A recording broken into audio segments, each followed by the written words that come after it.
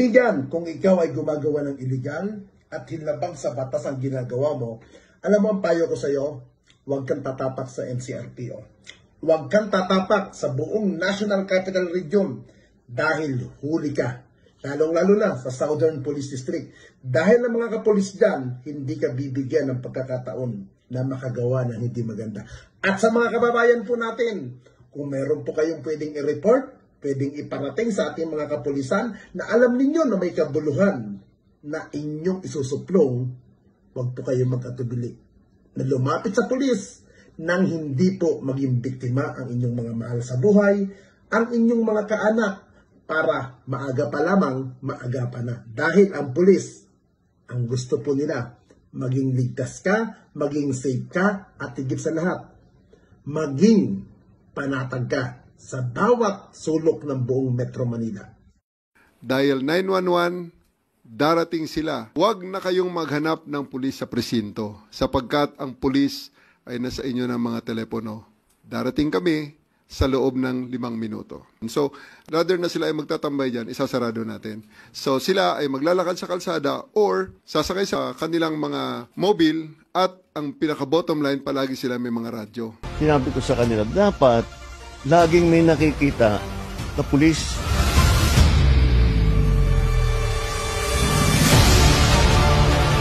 Kailangan ang pakiramdam ng tao, laging may pulis dito. Nararamdaman ng mga tao na safe ng kapaligiran kahit saan Metro Manila, kahit saan magpunta, okay naman. Okay ang palakad ng mga gobyerno natin, mga kapulisan, ayos naman. Mas maganda-ganda naman maraming kapulisan. Nakikita naman natin yung mga pulis dito. Responsive naman sila, active naman sila na nag-aayos sa mga traffic natin dito sa lugar na to.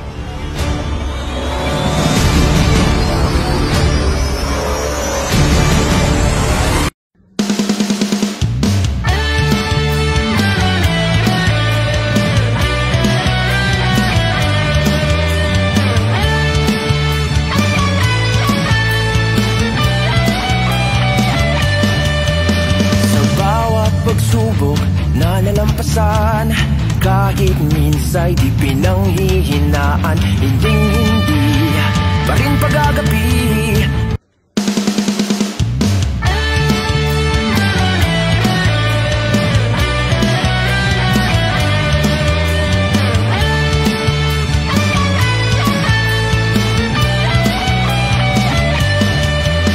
Sa bawat pagsubok na nalampasan, kahit minsay di pinanghihinaan, hindi pa rin pagagabi.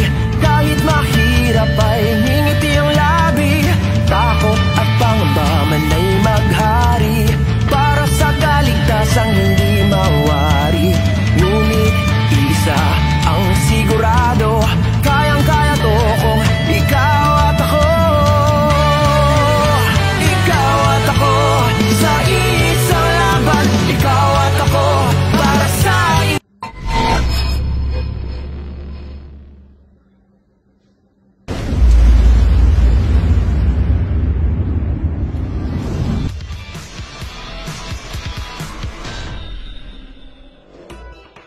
Nagpapasalamat po ako sa mga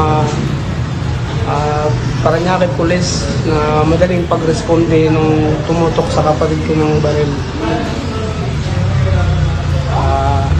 Nandun naman po, nakulong na. Saka marami pong salamat sa lahat.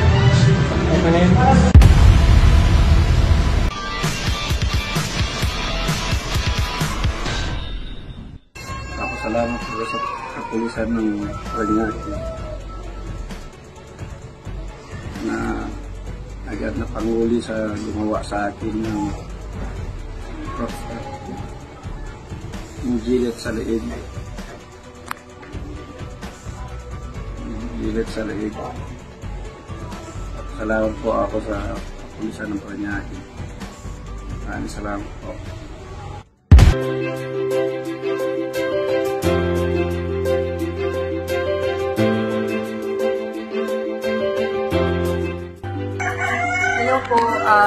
maraming salamat po sa 911 and sa Parañaque Police Station para sa pagre-responde ng mabilis na matulungan kami about dun sa domestic violence na nangyayari po sa bahay namin. Again, maraming salamat.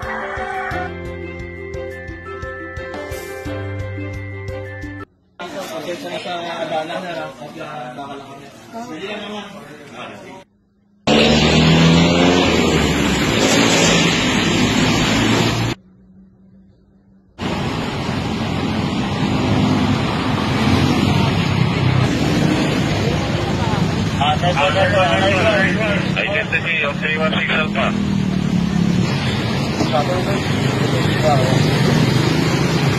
MC 316 Bravo.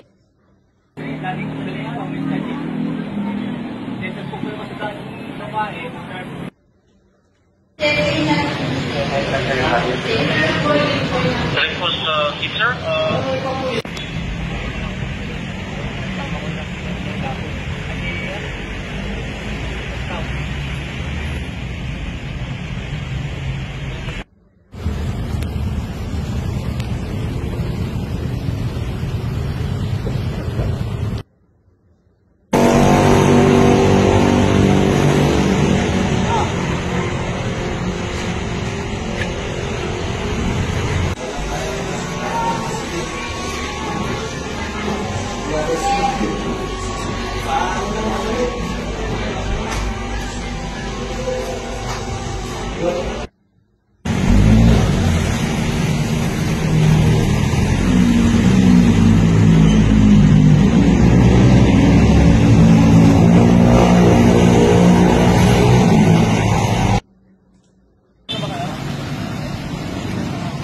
and po kung naka-NTV channel sa iba.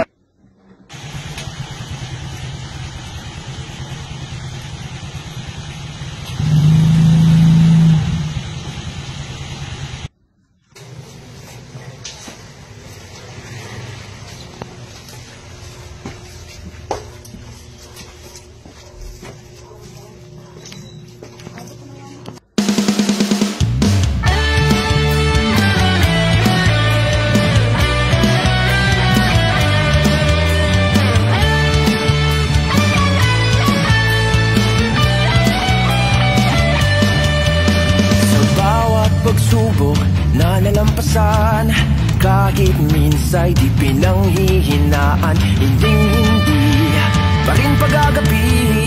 Kahit mahirap ay ngingiti ang labi, takot at pangamba man ay maghari para sa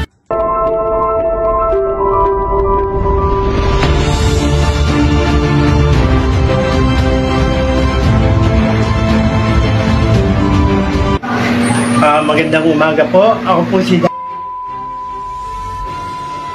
nananilpi ang kagawad dito ng 2019 to 2023. Ako po ay nagpapasalamat sa ating kapulisan dahil pagtulungan ng ating barangay dahil sa kanila po ay nasolusyonan po ang mga problema sa krimen, sa kabataan.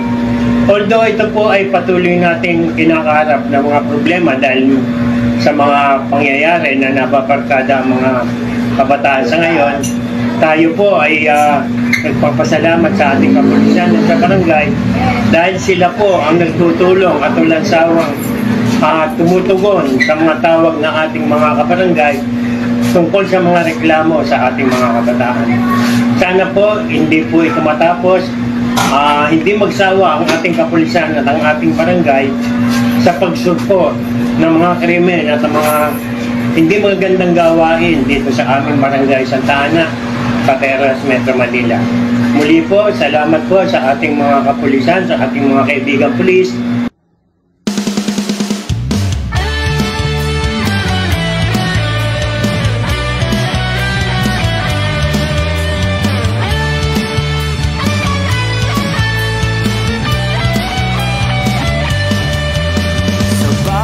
Pagsubok na nalampasan, kahit minsay di pinanghihinaan, hindi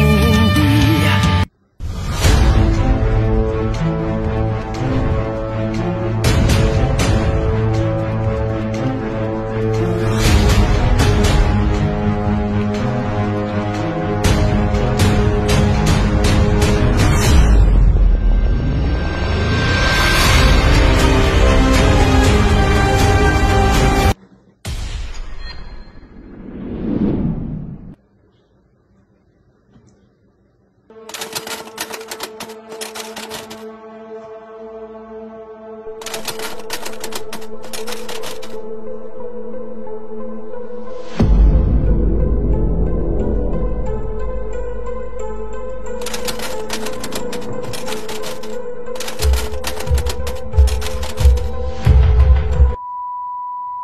po ng batang nawawala si.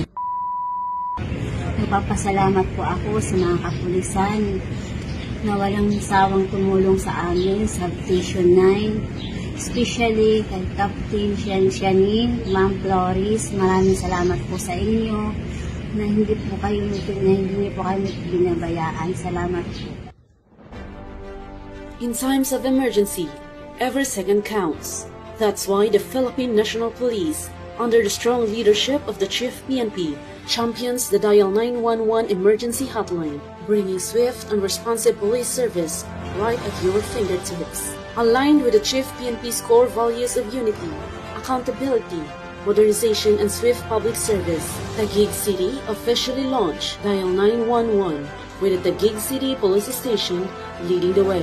Here in Taguig City, the local government under Mayor Lani Cayetano stands fully behind this national initiative, firmly committed to building a transformative, lively, and caring city that puts public safety first. Together, they have rolled out 300 Dial 911 information posters across 38 barangays, from schools and malls to convenience stores and community spaces, ensuring every Taguegueño knows what to do when seconds truly matter. One call, one number, one trusted response. Dial 911. Taguig Police is ready. Mga kababayan, huwag nyo nang hanapin ang mga pulis sa presinto sapagkat kami ay nasa inyo ng mga telepono. Dial 911, darating kami sa loob ng 5 minuto.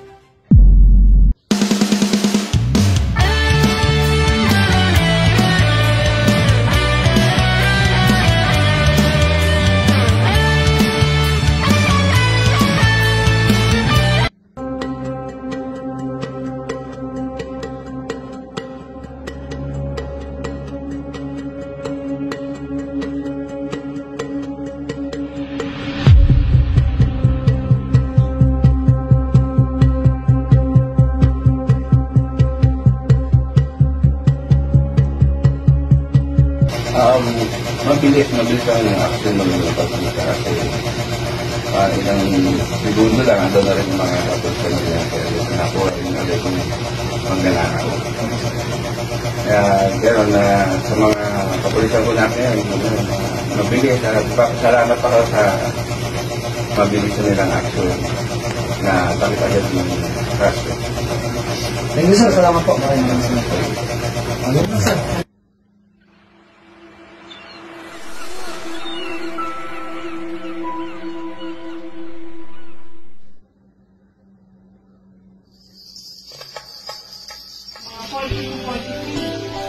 Makakabenta po kayo na ito. Pwede niyo po siya ibenta per bottle ng 30 pesos. Whoa, tayo na tararana sambisit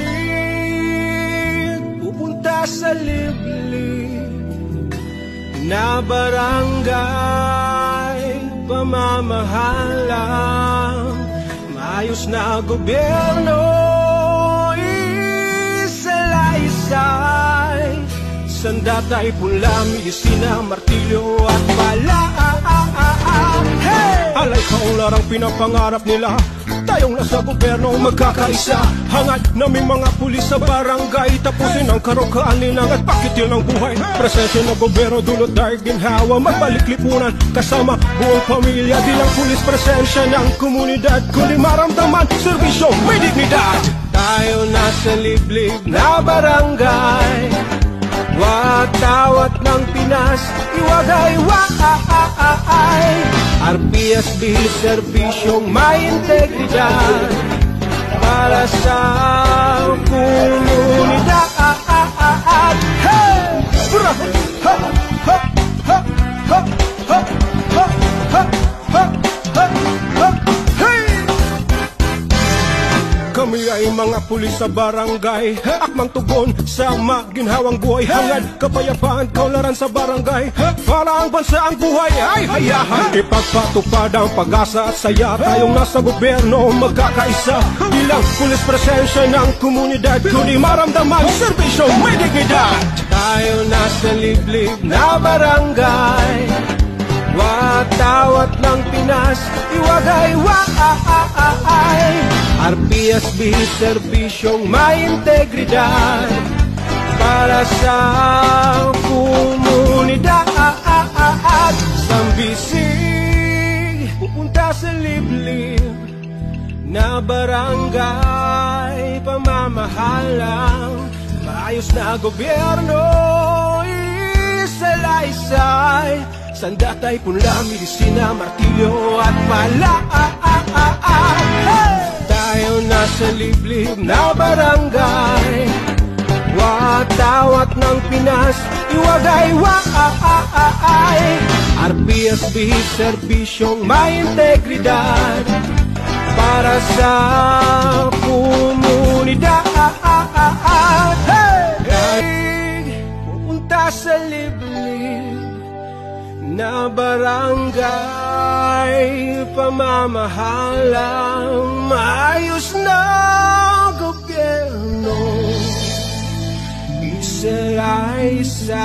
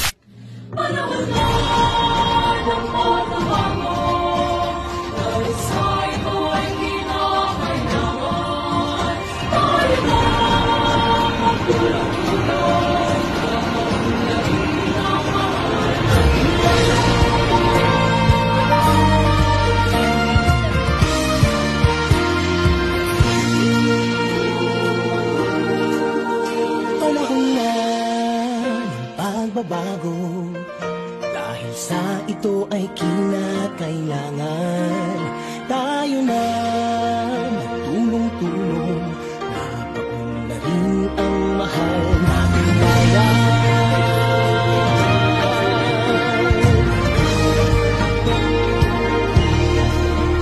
Panahon na magbabago at ayos ang mga dapat ayusin. Dapat lang maging tungkulin ng bawat mamamayan dito sa atin. Ng pagbabago patungo sa pag-asenso, magsikat ng mabuti at ng kuminhawa tayo. Bagong malaki natin sa mundo at ipamalas ang bagong Pilipino at bagong Pilipinas.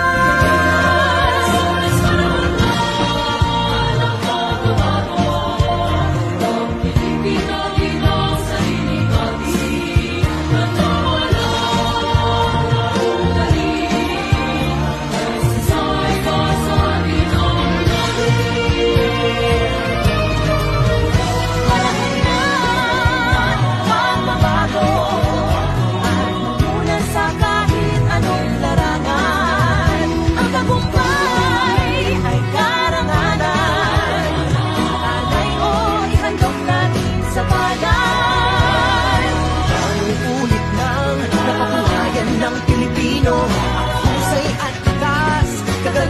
kapangyarihan at talento.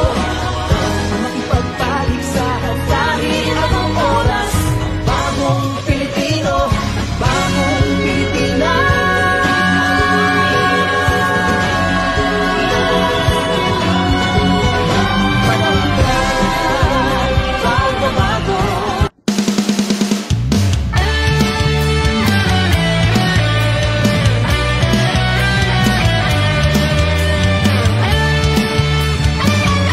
Is Ibideya, ang Vice Chair si DILG, at ang members ko ay si PNP, DOH, and LGU.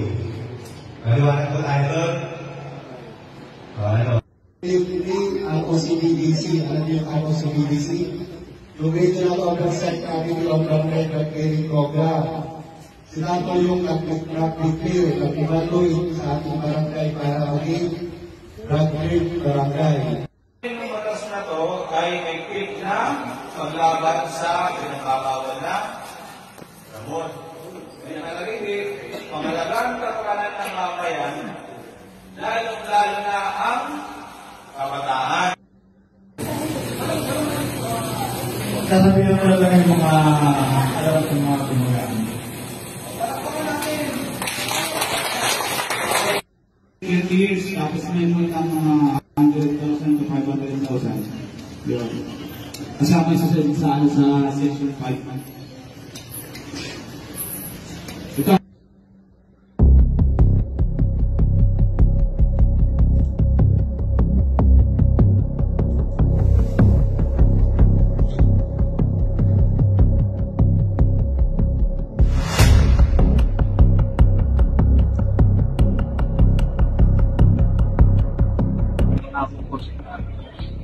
Ano po yung masasabi niyo sa action ng kapulisan? Sabi ko lang po, gawa naman po nilang lahat para hanapin po yung suspect or nakita naman po nila sa CCTV footage na paparehas din po ng suspect yung nangyari po nakaraan. So, nangyari ho is nagigiliw sila, gusto nilang hihili. Pinalalukan din po nila na i-alpil suspect na hulihin. Nabangan po nila sa nabangan po. Nandun naman po ako nung nangyari na yung sinama po nila sa operator. Nakita ko naman po nila kung gano'n po sila ka-effort na para hulihin po yung suspect. Kasi nahuli naman po medyo gumaan po yung paramdam ko na huli isang suspect. Hindi nakakatismaya lang ako kasi kahit hindi naman po umaamin ako sa jail. Dahil din ako makakalisay din kasi so ngayon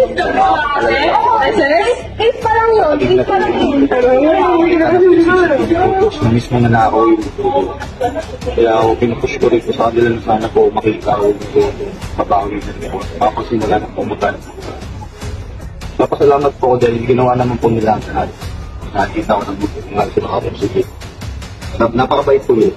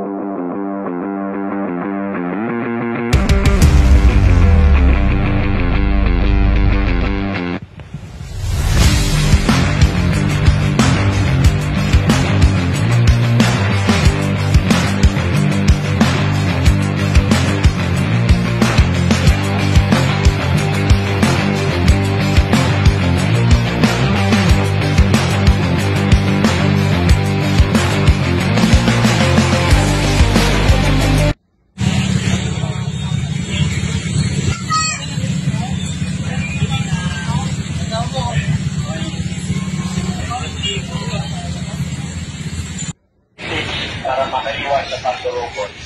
Una, palaging maging observant at maging alerto sa mga taong nasa paligid paligid mo. Pangalawa, para makaiwas sa pandurukot. Una, palaging maging observant at maging alerto sa mga tao sa paligid mo. Pangalawa, huwag maging kampante lalo. Safety tips para makaiwas sa pandurukot. Una, palaging maging observant at maging alerto sa mga tao sa paligid mo. Pangalawa, huwag maging kampante lalo na sa mga matataong lugar at sa mga lugar na hindi kapitan. Pangatlo, tandaan na palaging ilagay ang wallet o cellphone sa pagpulsa kapag nadaan sa matataong lugar. Para makaiwas sa pandurukot. Una, palaging maging observant at maging alerto sa mga tao na sa paligid mo. Pangalawa, huwag maging kampante lalo na sa mga matataong lugar at sa mga lugar na hindi kapitan. Thank you. Pangatlo, tandaan na palaging ilagay ang wallet o cellphone sa pagpulsa.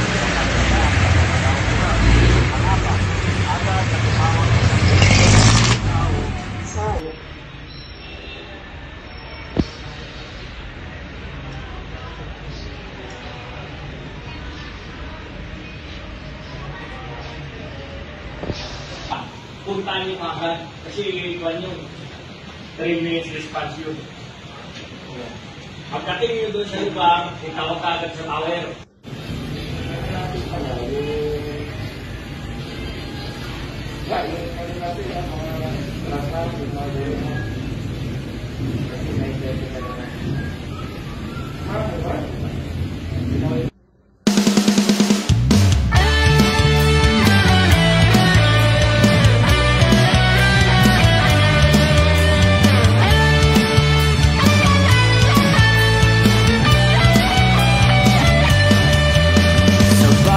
Pagsubok na nalampasan, kahit minsa'y di pinanghihinaan. Hindi pa rin pag-agabi, kahit mahirap ay